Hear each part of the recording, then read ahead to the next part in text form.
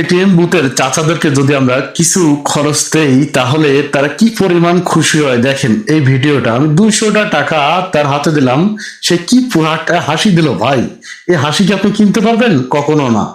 Hello, আসসালামু আলাইকুম, this is Farukur Rahman.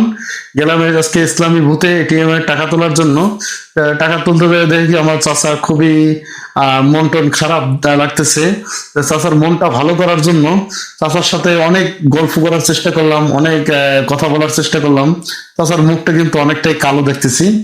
But যে সময় আমি এটিএম এ কার্ডটা পাস করে টাকা নেওয়ার চেষ্টা করতেছি, তখন একটু হাসি হাসি হাসি দেখা যাচ্ছে আমার চাচার।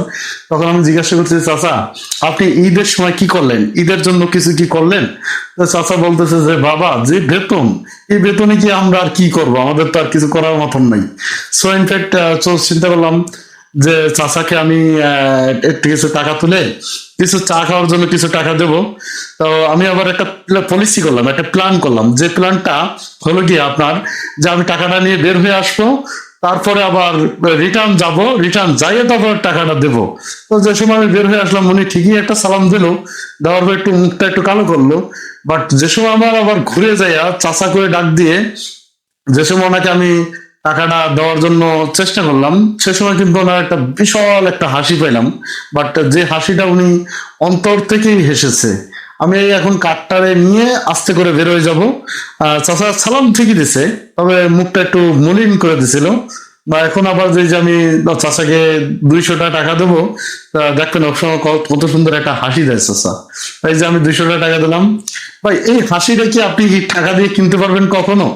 এই কথা বলে যে সময় আমি মোটরসাইকেল চলে আসলাম, উঠে পড়তেছি মোটরসাইকেলে, সে সময় চাচা আবার বের হয়ে আমার সাথে কিন্তু খুশ একটা গল্প করতেছে। বাট ও সময় কিন্তু মন ওনার ফ্রি, বাট ওনার মনটা অনেক ভালো। ভাই উনটা 200, 100, 500 এই টাকা দিলেই ভাই খুশি। আমাদের মতন লক্ষ লক্ষ টাকার দরকার ওনাদের নাই। যখন আপনি ওনাদেরকে 200, 100, 500 টাকা দেবেন, ভাই ওনারা আপনাদেরকে যে পরিমাণ শ্রদ্ধা দেবে, সেই শ্রদ্ধাটা আপনি কোথাও পাবেন না, কোথাও এই শহরে কোথাও পাবেন না। আসলে আমাদের অনেক টাকা আছে, আমাদেরকে আল্লাহ পাক রব্বুল আলামিন দিছে, কর্ম করার সুযোগ দিছে। তবে ওনাদের কিন্তু ওই ধরনের অত প্রায়োরিটি দেওয়া হয় না। ওনাদেরকে যতটুকু দিচ্ছে আল্লাহ ওইভাবেই রাখছে। তো আমরা সবাই চেষ্টা করব যে আমরা যখনই টাকা তুলতে যাই, তখনই যেন আমরা তাদেরকে